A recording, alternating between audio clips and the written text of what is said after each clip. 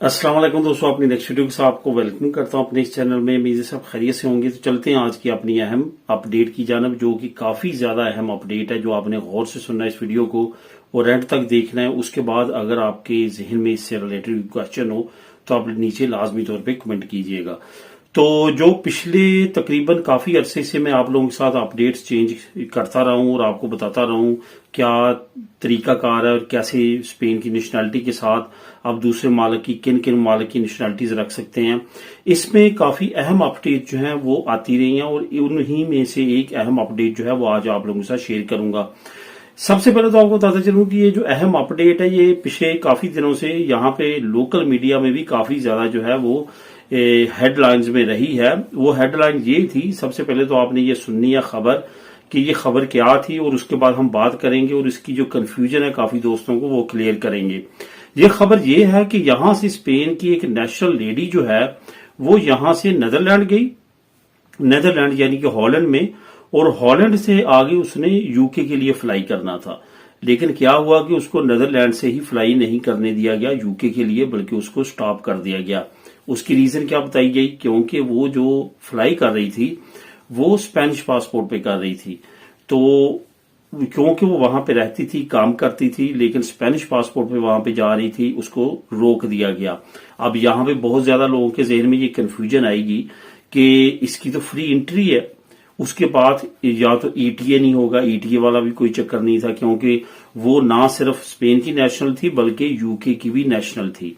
अब यहाँ पे बहुत सारे दोस्तों के जहन में ये भी क्वेश्चन है, कुछ ने मुझे कमेंट भी किया है कि इस तरह कोई खबर आई है और उसके बारे में क्या आपकी तरफ से क्या है इसकी इन्फॉर्मेशन, तो वो भी शेयर करें।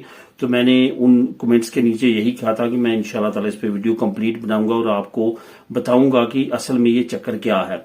अब यहाँ पे आपको पता है कि स्पेन का इंग्लैंड के साथ जो है वो डबल नेशनैलिटी का एग्रीमेंट नहीं है, लेकिन यहाँ पे एक नई चीज जो है वो आपको मैं बताता चलूं कि यहाँ पे अगर आपने यूके की भी नेशनैलिटी रखनी है और साथ साथ स्पेन की नेशनैलिटी भी रखनी है तो उसका एक तरीकाकार है जो इस लेडी ने किया था, और उस तरीकाकार के मुताबिक आप दोनों मालिक की नेशनैलिटी को रख सकते हैं।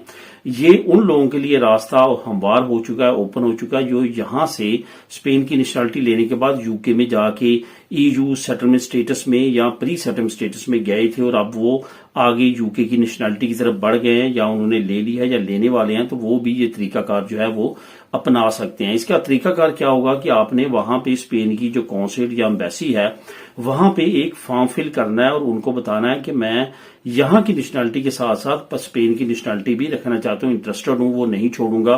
तो फिर आपकी स्पेन की नेशनैलिटी भी खत्म नहीं होगी, आप उसको साथ लेके चल सकेंगे। अब यूके और स्पेन के दरमियान ये तरीकाकार आप अपनाते हुए जो है वो रख सकते हैं। इसी तरह ऑस्ट्रेलिया, इसी तरह न्यूजीलैंड, इसी तरह यूएसए, और ये तमाम जो कार्रवाई है इन कंट्रीज में लोगों ने की है और इसका प्रैक्टिकल प्रूफ भी आपके सामने मैं अभी दे देता हूं।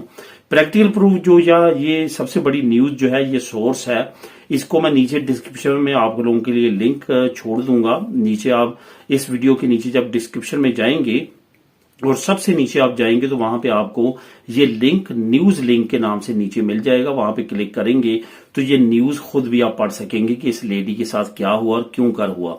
क्योंकि दोस्तों यूके ने एक नया कानून पास किया है। उन्होंने कहा है जो कि डुअल नेशनैलिटी रखने वाले दूसरे मुल्क के इमिग्रेंट्स हैं जिनके पास यूके की नेशनैलिटी भी है और उनके पास उस मुल्क की भी नेशनैलिटी है जहां से वो बिलोंग करते हैं। फॉर एग्जांपल अगर कोई पाकिस्तानी है उसके बाद पाकिस्तान की नेशनैलिटी भी है, यूके की भी है, क्योंकि उनका एग्रीमेंट है डुअल नेशनैलिटी का।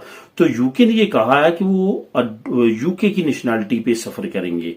ऐसा नहीं हो सकता कि वो अपने पाकिस्तानी पासपोर्ट पे या स्पेनिश पासपोर्ट पे सफर करें और साथ साथ यूके की नेशनैलिटी भी रखें। अगर उन्होंने यूके में आना है तो वो यूके का पासपोर्ट इस्तेमाल करेंगे। उन्होंने असल में क्रिमिनल्स को कंट्रोल करने के लिए तरीकाकार अपनाया है कि कोई और आइडेंटिटी इस्तेमाल करते हुए कि मुल्क से फरार ना हो। इस मजबूरी में उन्होंने ये कानून को पास किया और इस पे अमल दरामद शुरू किया है। अब आपको अंडरस्टैंड हो जाना चाहिए कि ये किस तरह से इस औरत को रोका गया और क्यों का रोका गया। बाद में उसने यूके का पासपोर्ट इस्तेमाल किया और वो इंटर हो गई, क्योंकि अब नया जो कानून है यूके का उसके मुताबिक आपको यूके का पासपोर्ट ही इस्तेमाल करना होगा अगर आपके पास डुअल नेशनैलिटी है। अब यहां पे फॉर्म की अगर बात करें, ये दोस्तों वही फॉर्म है جو میں آج سے تقریباً سال 2 سال پہلے بھی اور 6 مہینے پہلے بھی میں نے اس پہ ویڈیو بنائی تھی ڈیٹیل کے ساتھ، کیونکہ نئے جب سبسکرائبر آتے ہیں، نئے لوگ آتے ہیں تو وہ ان کو معلوم نہیں ہوتا، وہ کچھ اس طرح کے ملے جلے کویشچن کرتے ہیں کہ میں دوبارہ سے اس ٹاپک پہ بات کرتا ہوں۔ تو وہی فارم ہے جس کی میں نے پہلے بات کی تھی، جس کی وجہ سے آپ کو پدرونا میں تو نہیں کروانی پڑتی۔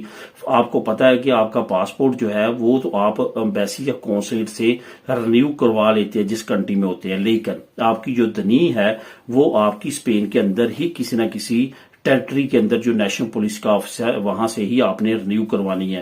تو اس کو رینیو کروانے کے لیے آپ کو پاس پدرونا میں تو ہونی چاہیے۔ پدرونا منتوں کا متبادل یہ فارم ہے، یہ سرٹیفکیٹ ہے جو کہ قونصل یا ایمبیسی ایشو کرتی ہے کہ یہ بندہ اس ملک میں رہ رہا ہے اور یہ اس کا ایڈریس ہے۔ پھر کیا ہوتا ہے کہ آپ کی دنی پہ وہ ایڈریس لکھ دیا جاتا ہے جس ملک میں آپ رہتے ہوتے ہیں، تو اس طرح سے آپ کو ایگزمپشن مل جاتی ہے پدرونا منتوں کروانے سے۔ بے شمار لوگوں نے یہ طریقہ کار اپناتے ہوئے اس کو جو ہے وہ اڈاپٹ کیا تاکہ وہ پدرونا منتوں کے جھنجھٹ سے اسپین کے اندر بچ جائیں۔ تو دوستو یہ تمام طریقہ کار ہے جو کہ ابھی آپ اپناتے ہوئے ڈوئل نیشنلٹی یو کے ساتھ جو باقی کنٹریز میں نے بتائی ہیں ان کے ساتھ آپ رکھ سکتے ہیں۔